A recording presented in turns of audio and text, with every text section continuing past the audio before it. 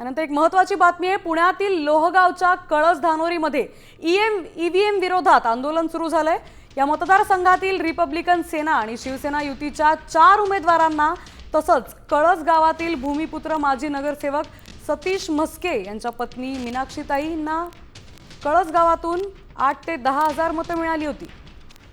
आपले प्रतिनिधी सागर आव्हाड आपल्या सोबत जोडले गेलेत। सागर, अधिकची माहिती काय? ईव्हीएम वर आरोप केले जात आहेत। आपण जर पाहिलं तर रिपब्लिकन सेना त्याचबरोबर शिवसेनेचे सर्व उमेदवार जे आहेत ते आक्रमक झालेले पाहायला मिळतात।